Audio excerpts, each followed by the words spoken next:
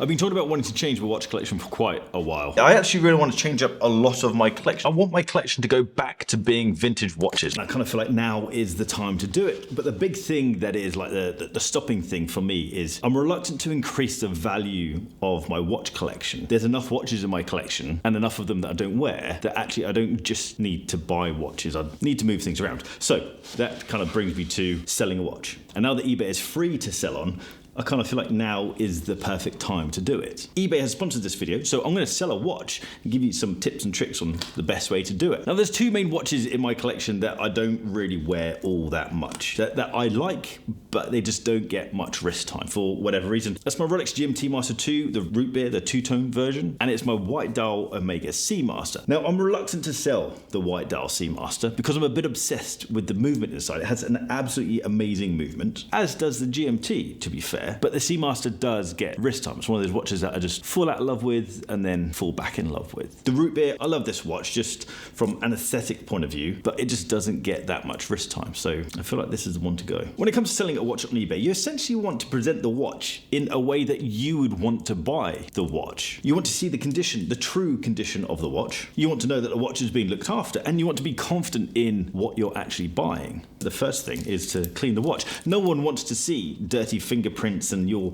dead skin cluttered up in the bracelet, so give your watch a good clean. You can do that with a soft old toothbrush or a soft jewelry polishing cloth. And then you want to display the watch in the best way that you can. I mean, I've got a photography studio here, I've got a whole load of lights, but you don't actually need that. A big window with a whole load of natural light is actually all you need, and your iPhone is more than capable of taking a nice photograph for eBay. Don't make your photo all cluttered up with rubbish in the background. Make sure the watch is in focus. Take photos of the watch from multiple angles and highlight any imperfections or things that you think are notable. But eBay actually help you with the photography side of things. It prompts you on what sort of photographs you should show. And make sure you don't just take photographs of the watch. Include the whole package. If you've got the inner and outer box, include that. If you've got all the papers, then include those too. And also, make sure to include the links. I've got the swing tags as well. Of course I have. I'm a watch geek. I've got all the little bits and pieces. The next thing is the description of the watch. Be truthful about what you're selling. Just because your watch is in good condition doesn't mean your watch is unworn. You want the viewer to be confident in what they're buying. You don't want them to have to second guess or question anything. Talk about how old the watch, how has the watch been used? Has it been polished? Has it been serviced? And is there any manufacturer's warranty left? That's all the details. And the eBay system actually has AI generated descriptions to turn all of those details into something good. Now for the price, the watch is yours. You can charge whatever you want. But if you want to be realistic, do bear in mind that you might not be a professional watch dealer, therefore you can't charge as much as professional watch dealers will charge. And you might also want to guarantee that your watch will sell. So eBay also has a feature to help you with that. They will suggest what the going rate is for your watch. And as we know, that fluctuates quite a lot. It can be a bit of a minefield. If you're buying or selling, check the seller's or buyer's feedback. If you're discussing or accepting an offer. And then finally, only use the eBay system to process any money. So that's my watch listed on eBay. Just do look out for that little blue tick that says authenticity guarantee. That means that you're going to be covered by this free service.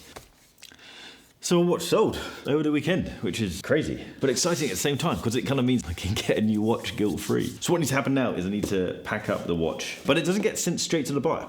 It gets sent to eBay's authentication center. This is where a team of highly experienced watch experts, guys who live and breathe watches, will go through the watch and ensure it's authentic, but they also make sure that the package that I've sent out matches the listing of what I put online. So the buyer is essentially guaranteed to get what I've advertised. This doesn't just protect the buyer, but it also protects me, the seller. And although selling is free on eBay, the authentication guarantee is also free for watches over £1,500, and that is across all brands of watches. Although this adds a day or two to the delivery time of the watch getting to the buyer, it's the single thing that means that eBay is the safest place to buy and sell second-hand watches. And the fact it's a free service is absolutely wild. So the watches that I've been looking at, of course, I start buying before I've actually sold, but I think we're all guilty of that. I really want to go vintage, and I feel like I want to get something with a bit of dressiness about it. I've been checking out a lot of vintage chronographs, and the ones that have stood out are these vintage Hoyas. I love how vintage watches, they've got these little pops of color, which feels quite futuristic, despite the fact these things are from the 70s. The Tudor Submariner, the Snowflake, is a watch that I've wanted for so long, and I kind of feel like now is perhaps the time to do it. It's tricky to identify, do I go with something that's in really good condition, or do I go go down the route of pure vintage, something that has ghosted, something that's really aged and is just full of charm? Or do I go in a completely different direction and go all out and get something like a Lange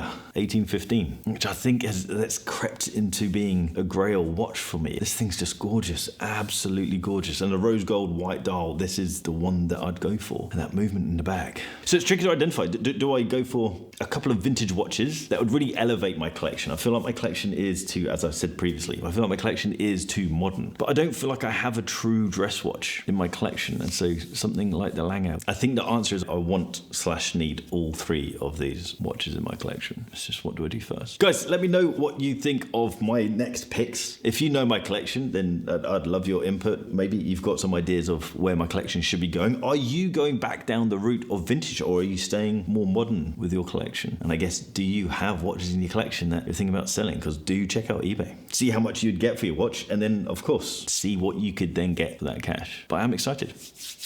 I'm excited to get something new. Guys, if you like this video, hit the thumbs up button. If you like the style of this video, then hit subscribe down there and that little bell icon so you get notifications when I drop a new video. If you're on Instagram, give me a follow at @BarkandJack.